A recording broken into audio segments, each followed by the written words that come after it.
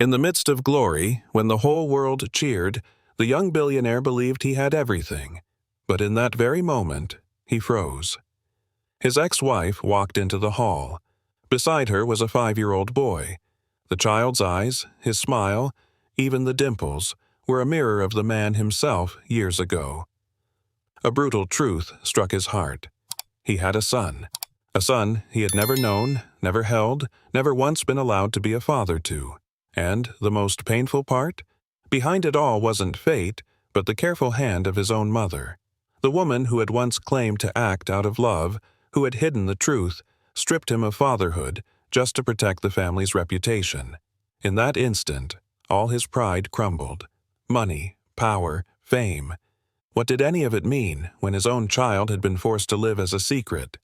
But this revelation was only the beginning of a scandal that would shake everything even more. If it were you, would you forgive? Leave a comment below. Let's hear what your heart would say. The spring air was crisp over Cambridge. Banners of crimson and white swayed above the courtyard. Families crowded the lawn, their cameras flashing. Voices filled with pride. Reporters lined the aisles, microphones raised, waiting for a glimpse of the morning's honored speaker. Jonathan Reed stepped forward. His name echoed through the loudspeakers. Applause rose like a wave, rolling over the sea of graduates in black gowns. His image appeared on giant screens, every angle polished, every movement captured. He adjusted his tie. His suit was tailored, his smile steady, his stride full of the confidence of a man who had conquered the world. A billionaire at 40, founder of a company that reshaped technology, Jonathan was celebrated as one of Harvard's greatest success stories. Forbes, Time, Fortune, all had written his name in bold. And today, Harvard welcomed him back as a symbol of triumph.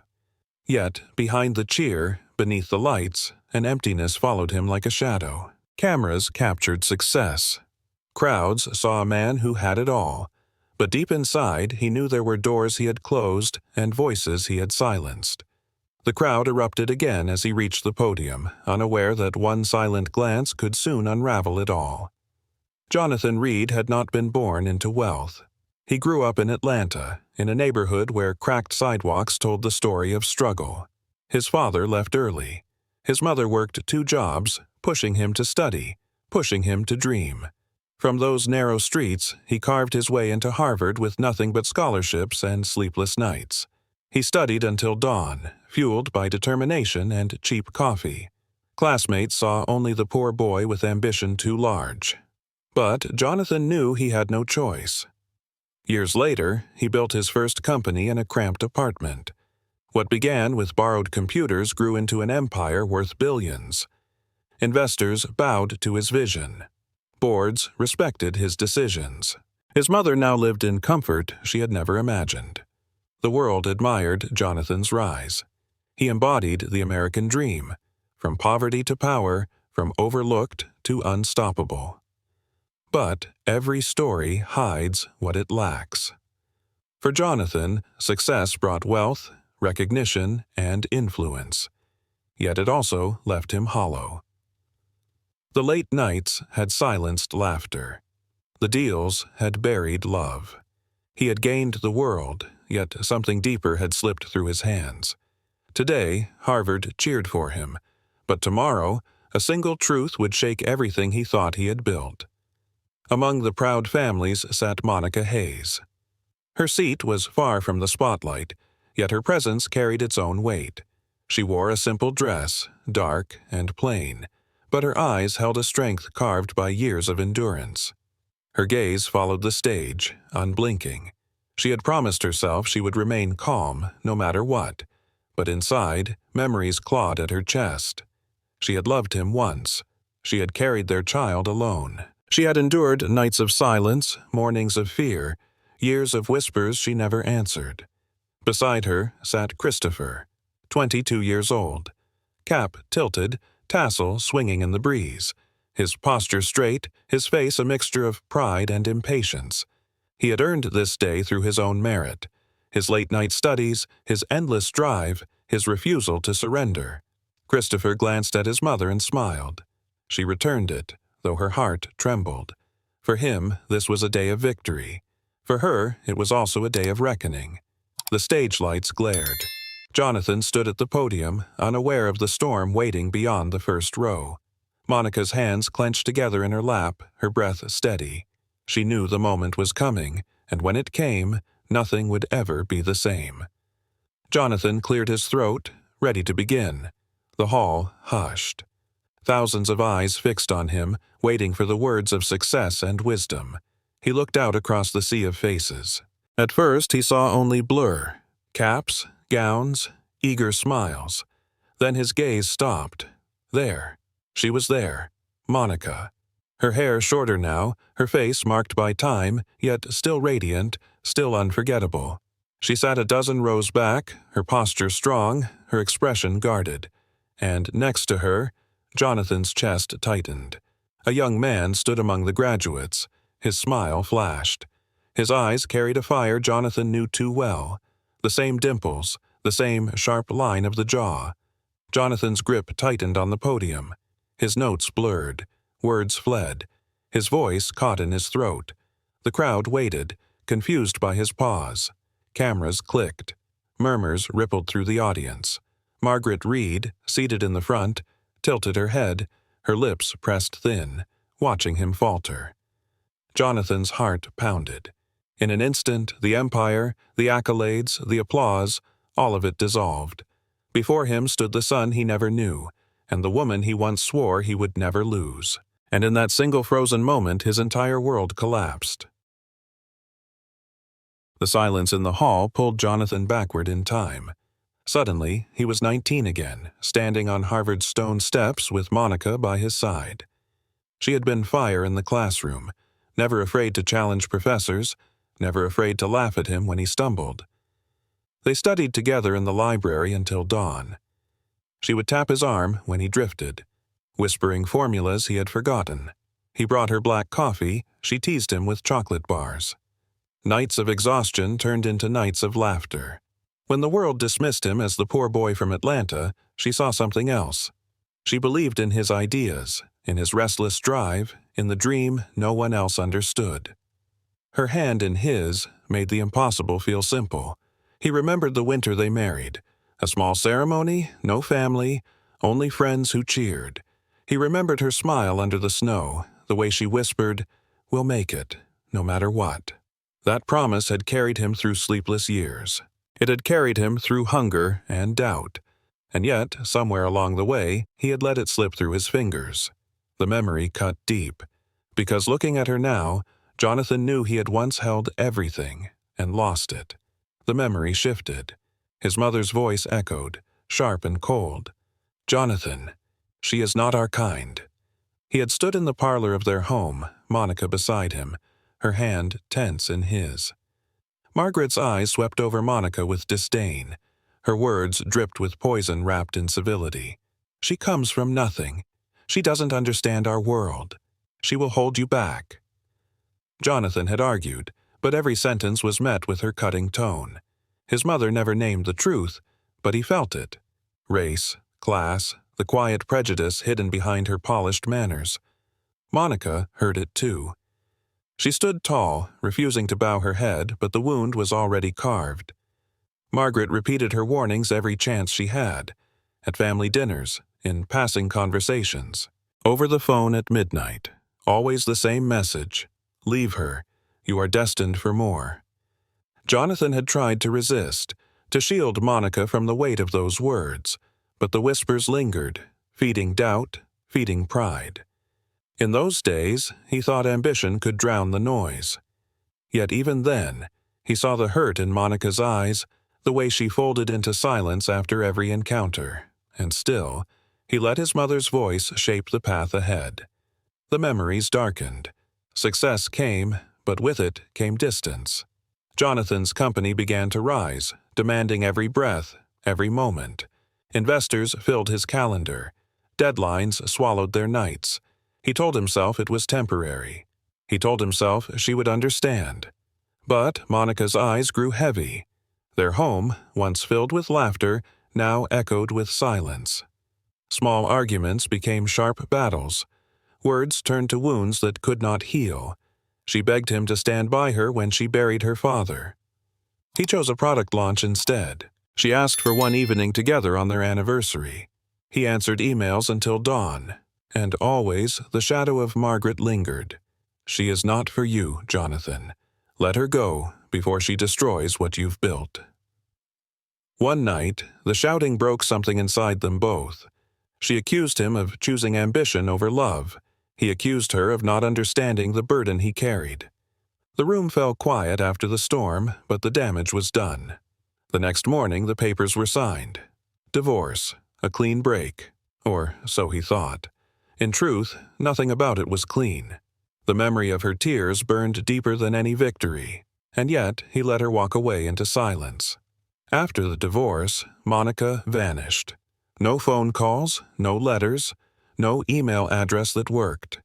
It was as if she had stepped off the edge of the world. Jonathan told himself it was final. She had chosen distance, and perhaps it was for the best. He buried himself in his company.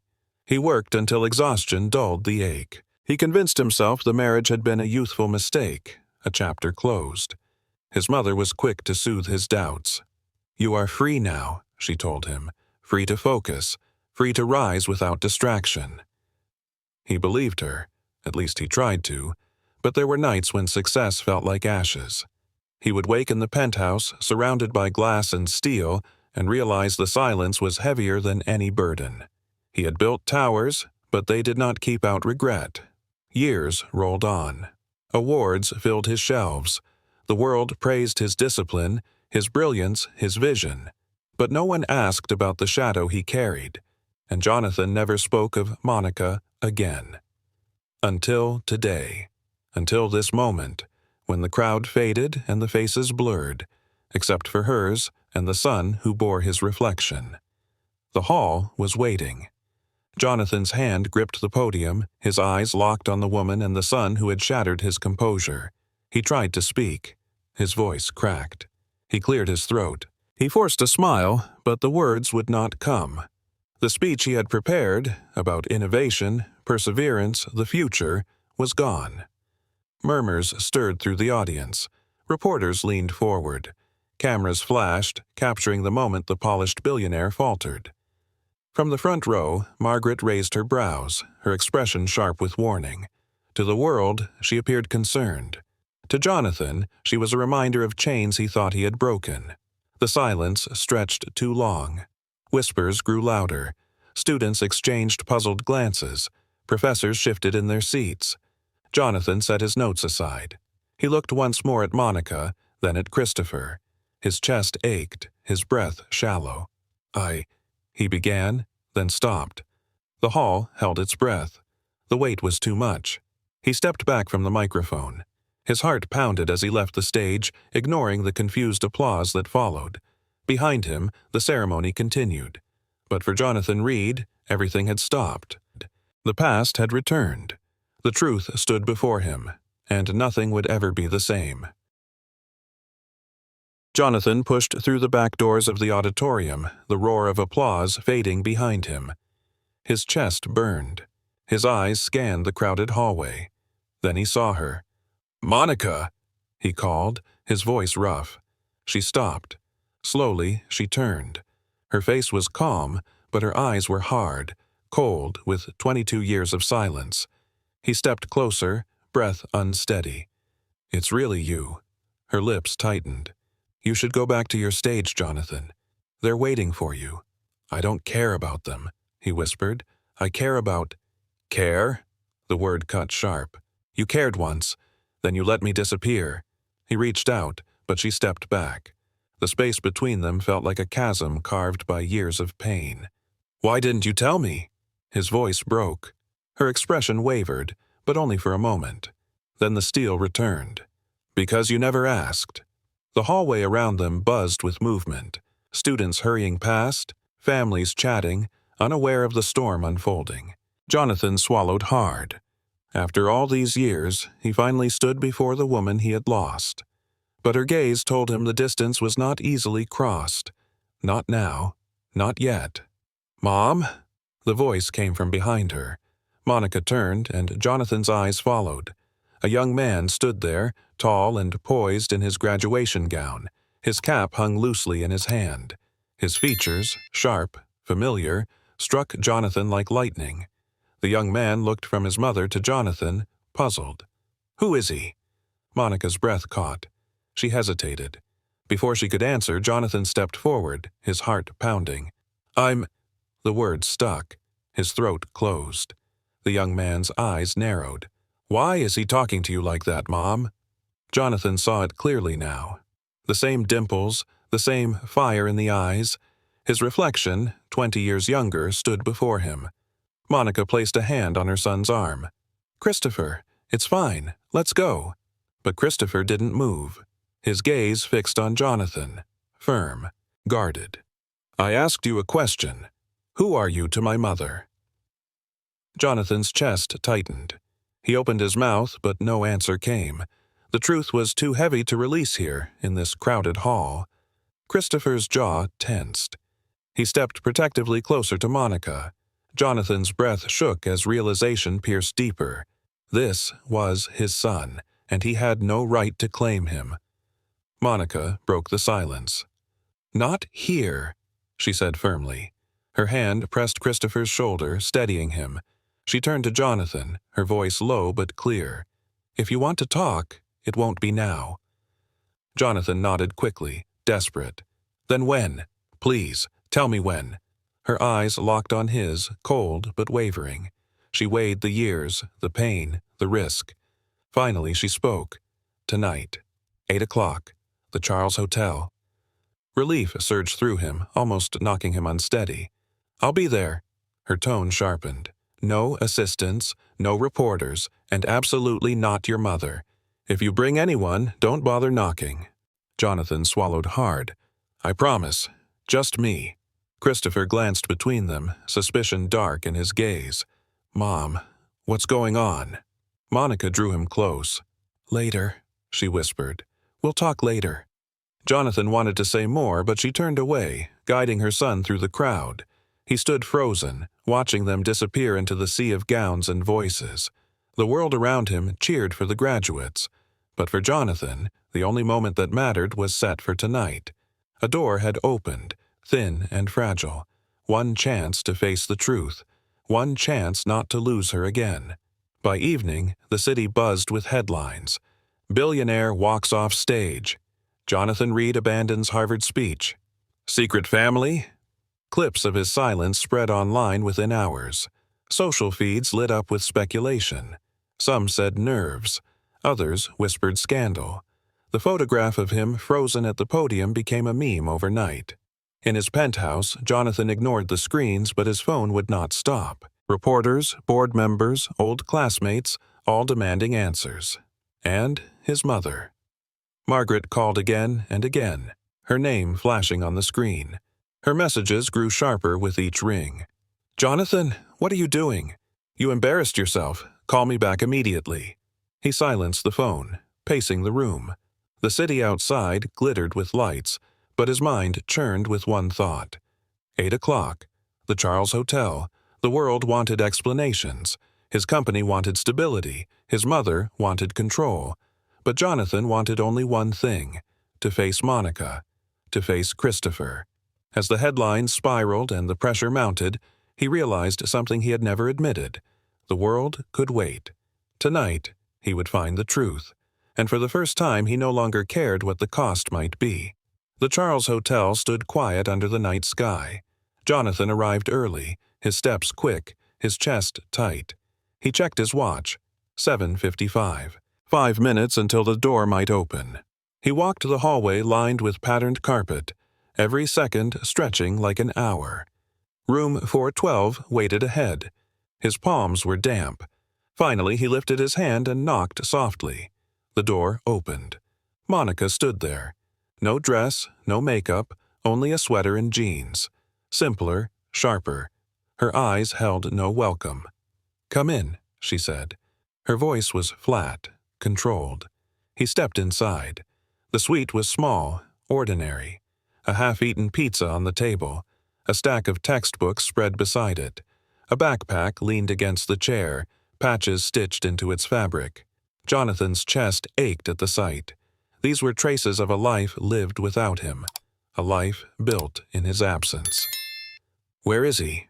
Jonathan asked softly. "Asleep," Monica answered, "and we'll keep it that way."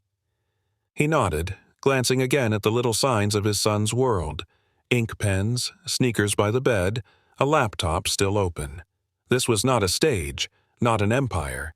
It was a home, one he had never known. Jonathan sat on the edge of the chair, his eyes never leaving Monica's face. Her arms were crossed, her shoulders stiff. She spoke without hesitation, each word sharp as glass. "Your mother paid me to disappear," she said. $500,000. She told me I was a mistake in your life story, that carrying your child would ruin you. She made it clear I was to vanish, or she would make sure I lost everything. Jonathan froze. "What?" Monica's eyes did not waver. "I was pregnant, Jonathan, and she wanted me gone." The floor seemed to fall away beneath him. He tried to breathe, but air refused to come. "Pregnant?" he whispered, almost to himself. "Yes." His chest tightened, pain spreading like fire. "I never knew. She never told me." Monica's jaw clenched. "And you never asked." Jonathan leaned forward, his hands trembling. "I would have—" "You would have what?" she cut in. "You would have chosen me over her? Over your empire? Don't lie to yourself." The words sank deep, heavier than any headline or fortune. For the first time in years, Jonathan Reed felt powerless and guilty. Silence filled the room. Monica's voice broke it, low and trembling but steady. "You missed everything. You missed his first steps, his first words. You missed nights when he was sick and I sat alone, terrified he wouldn't make it till morning." Jonathan's hands covered his face. Each word cut him open. "You chose your mother's approval. You chose your company. You chose yourself, not us." He looked up, his eyes wet. "I was blind. I thought I was building a future, but I was tearing the present apart. I let ambition speak louder than love. I let her voice control mine." Monica shook her head. "And for that, our son grew up without a father. He deserved better." The word son echoed in his chest. He whispered it back, as if afraid it might break. "Our son." "Yes." Her gaze hardened. "And he is the only reason you are here tonight. Not because I want you back, but because he deserves the truth." Jonathan lowered his head. He could not argue. She was right. Everything she said was true, and the weight of it nearly crushed him. A sound came from the hallway. The bedroom door creaked open. Both turned sharply. Christopher stood there, his graduation robe still hanging from his shoulders. His eyes were wide, his voice unsteady. "Mom! Is it true? Is he my father?" The room froze. Jonathan's heart stopped beating for a moment. Monica rose quickly. "Christopher, you should be in bed." "No," he said firmly. "I heard you. You said he missed everything. You said he chose himself. That means—" His words faltered, but his eyes locked on Jonathan. "You're my father?" Jonathan's mouth opened, but no sound came. He nodded slowly, his throat burning. Christopher's jaw tightened. A storm of questions flickered in his gaze. Anger, confusion, longing. "All these years, you knew?" Jonathan stepped forward. "No, I didn't know. If I had, nothing could have kept me away." Monica's face tightened with conflict. Christopher looked between them, his breath uneven. "So, now what? You just show up, and I'm supposed to call you Dad?" Jonathan swallowed hard. "No, you don't have to call me anything, just let me be here, let me try." The silence that followed was louder than any shout. Later, when the tension softened, Monica placed a book on the table. Its cover was worn, the title faded. Christopher sighed. "Mom, not tonight." But Jonathan's eyes widened. "The Brave Prince," he whispered. "I used to read this when I was your age." Christopher looked at him, doubtful. "Really?" Jonathan nodded. "It was my favorite. The prince had everything. Gold, castles, power. But he was afraid of himself. Afraid to love. afraid to lose, until one day he found courage. Something shifted in Christopher's expression. He pulled out a chair and sat down. "Read it then. Show me how you remember." Jonathan took the book in shaking hands. He read slowly, his voice steady, each word carrying weight. Monica watched from across the room, her eyes unreadable. Christopher leaned in, following every line. When Jonathan reached the passage where the prince faced the dragon, his voice caught. But he kept reading, determined, as if the words were his own confession. By the time he finished, the room was quiet. Christopher's face softened, his guard lowered. For the first time that night, the wall between them cracked. A small bridge had been built. Jonathan closed the book gently. He looked at Christopher, then at Monica. His voice trembled. "He's my son, isn't he?" Monica's lips parted. She hesitated, her breath uneven. Finally, she nodded. "Yes. Christopher is yours." The confirmation struck harder than any blow. Jonathan sank back into the chair, his hands covering his face. Tears broke free, raw and unhidden. Christopher shifted uneasily. He had never seen a man of such power unravel like this. "Why are you crying?" Jonathan lowered his hands, his eyes red. "Because I missed everything. Because I didn't fight harder. Because I let you grow up without me and nothing can give that time back." Christopher looked at his mother, then back at him. His voice was softer now. "You really didn't know?" Jonathan shook his head. "I swear, I didn't. If I had known, I would have moved heaven and earth to find you." Monica watched him, her expression torn between anger and sorrow. Jonathan reached across the table, his hand trembling. "Give me a chance, Christopher. Just a chance to be your father." The room fell silent, the air heavy with pain, but also with possibility. A sharp knock rattled the door. Before Monica could move, the handle twisted. Margaret Reed stepped inside, her heels striking the floor like a gavel. Her eyes swept the room. They lingered on Jonathan, then Monica, then Christopher. Her lips curled tight. "So, it's true," she said coldly. "You've dragged him back into your mess." Monica rose to her feet, her face pale but steady. Christopher shifted closer to her, his posture tense. Jonathan stood between them, his voice low but firm. "Mother, you shouldn't be here." Margaret ignored him, stepping farther into the room. "I warned you, Jonathan. I told you she would ruin everything. And now, look at this circus. Cameras outside, reporters circling. Do you realize what you've done to your name?" The air grew heavy, suffocating. Christopher clenched his fists, staring at the woman who had shaped the fate of his life without his consent. Jonathan's jaw tightened. He could feel the years of silence pressing down on him. His mother had controlled the past. But tonight, standing in this small hotel room, he felt the weight of choice. The confrontation he had avoided his entire life had finally arrived. Jonathan faced her fully now, his voice shaking but strong. "You destroyed me, Mother. You destroyed everything that mattered." Margaret's chin lifted. "I protected you. I protected our family. Do you think you would stand where you are today if you had been tied to her? If the world had seen weakness instead of strength?" His hands clenched. "That weakness was love. That weakness was my family. You didn't protect me, you stole my life." Her eyes flared, but her tone remained icy. "I gave you discipline. I gave you opportunity. Without me, you'd still be that boy from Atlanta, chasing impossible dreams." Jonathan's chest heaved. "Without you, maybe I'd be poor, but I'd have her. I'd have my son. I'd have something real." The silence cut deep. Margaret's mask faltered, but only for a breath. "You're blinded. You've thrown away your legacy for a moment of guilt." Jonathan's eyes burned. "No. For once, I see clearly." The words hung heavy between them, raw and final.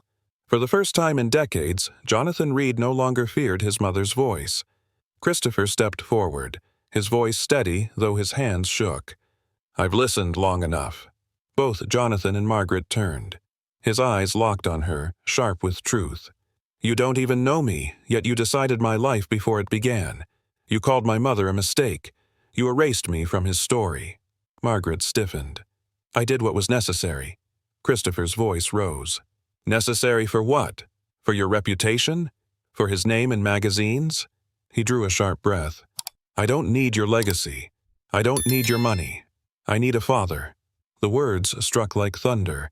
Jonathan's throat tightened. Christopher's face softened just enough to glance at him. Not a symbol. Not a man on a stage. Just a father. The silence was thick. Margaret faltered, her poise slipping.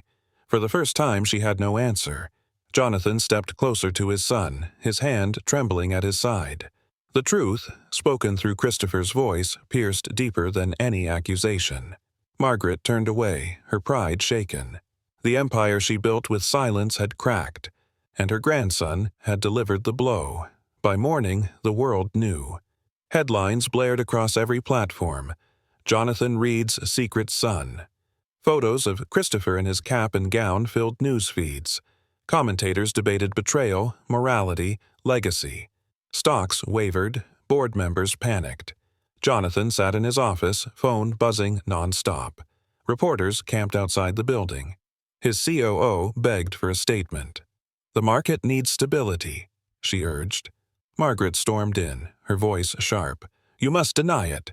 Say he isn't yours. Protect what you've built. Jonathan shook his head. He is mine, and I won't deny him again. The board conference lit up on his screen, faces tight with fear. Jonathan, this scandal is hurting us, one member said. We need assurance you're still in control. But control was no longer his goal. He looked at the headlines again. Christopher's face stared back, proud and strong. The storm was real. But for the first time, Jonathan understood. The truth was worth it. He closed his laptop.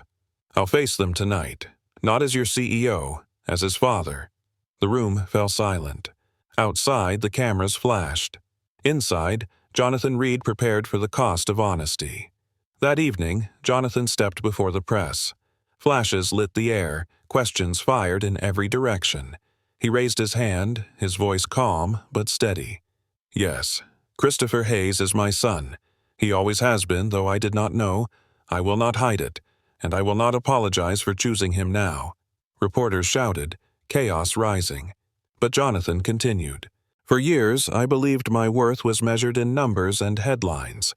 I thought power and wealth defined success. But I was wrong. Success is not found on magazine covers. It is found in the eyes of your child when they see you stand beside them. He paused, the silence settling. Effective immediately.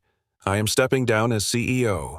Leadership will pass to my COO, who has earned the role. My focus will be where it always should have been, on family. The room erupted. Some gasped. Some applauded. The news spread instantly, filling every channel.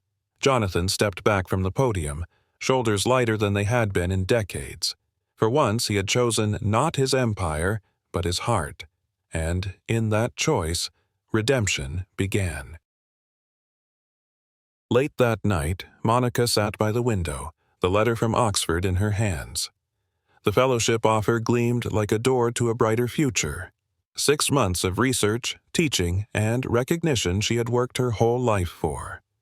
Yet now, it felt like a wedge driven between her and the fragile reunion that had just begun. She thought of Christopher. For 22 years, she had carried him alone, every choice shaped by survival. Was it selfish to stay now, when Oxford promised stability, prestige, and opportunity? Or was it selfish to go, pulling her son away just as he found his father? Her chest tightened. She had learned long ago that dreams often came with a price. The fellowship meant security, a safe path forward. But it also meant distance. Oceans between Christopher and Jonathan, another fracture in a story already scarred by absence. She pressed the letter to her chest, her heart torn. Could she risk reopening the wound by staying? Could she risk wounding her son again by leaving? The choice loomed heavy, and for the first time, Monica felt the weight of not just her own life, but of 2 men bound to her by blood and love. Christopher noticed the letter on the table the next morning. He picked it up, studying the crest. "Oxford?" he asked softly. Monica nodded, unable to speak. His eyes moved between her face and the paper. "It's a big deal, isn't it?" She swallowed. "Yes, it's everything I've worked for, but it would mean leaving. Leaving Boston. Leaving him." Christopher was silent, then pulled out a chair and sat across from her. His voice was steady but tinged with longing. "Mom, you've always made the hard choices. You've given me everything. But this time, can I choose?" Her heart ached. "What would you choose, Christopher?" He looked down, then lifted his gaze, firm and clear. "I want to know him, my father, at least once. I don't want to spend the rest of my life wondering what it would have been like." Tears blurred Monica's vision. She reached for his hand, gripping it tightly. Christopher squeezed back. "You've carried me alone long enough. Let me carry this choice. I need to stay. I need him." Monica bowed her head, the tears spilling freely now. For the first time, her son's voice guided the future. That evening, Monica met Jonathan in the quiet of the hotel lounge. Her face was composed, but her eyes carried storms. "Christopher wants to stay," she began. Jonathan's breath caught, hope flickering across his face, but Monica raised a hand. "Don't celebrate yet. He may want you here, but I need to know something first." Jonathan leaned forward, his voice low. "Anything." Her words were sharp, unwavering. "I don't want promises, not speeches, not grand gestures. I want to see consistency. I want proof that when the headlines fade, when the weight returns, you won't vanish. He doesn't need another disappointment." Jonathan's throat tightened. "I know I failed before. I can't erase it. But give me the chance to show you, to show him." She studied him, searching his face for cracks. "This isn't about redemption, Jonathan. It's about responsibility. If you stay through every storm, not just the sunshine." He nodded, the decision firm. "Then test me. I'll prove it. Not in words, but in every day I show up." Monica's shoulders softened. For the first time she saw not a billionaire, not a son of privilege, but a man willing to fight for his family. The next day, the campus buzzed with chatter, the echo of Jonathan's shocking announcement still rippling through halls. But for 3 people, the noise faded as they stepped into the courtyard together. Jonathan walked beside Monica, their pace unhurried, Christopher between them. The afternoon sun cast long shadows across the ivy walls, golden light catching in Christopher's hair. Students passed, whispering, pointing, yet none of it mattered. Christopher's laughter broke the tension, sudden and bright. "This feels weird," he admitted, glancing at them both, "like we're some family walking out of a storybook." Jonathan smiled, his hand brushing lightly against his son's shoulder. "Maybe we are. A story we're just beginning to write." Monica didn't answer. But as Christopher slipped his hand into hers, then reached to grab his father's as well, her heart swelled. For years, she had carried him through storms, shielding him from a truth too heavy. And now, under the same sun that had once watched her youth break apart, she walked again, this time not alone. They left the gates of Harvard together, not as fragments, but as something whole. The world could watch. Their truth no longer needed hiding. He once held everything: wealth, power, fame, yet none of it filled the emptiness left behind. Only when he found his son, only when he stood again beside the woman he once lost, did Jonathan learn the truth. That the greatest treasure was not a company, not a title, not the fleeting applause of the world. It was family, it was love, and for Monica, who bore the weight of years alone, this reunion was not just relief. It was proof that her sacrifice, her endless nights of struggle, had meaning. She had given her son the right to know his father. She had given Jonathan the chance to live honestly. Money fades, fame fades, even power fades.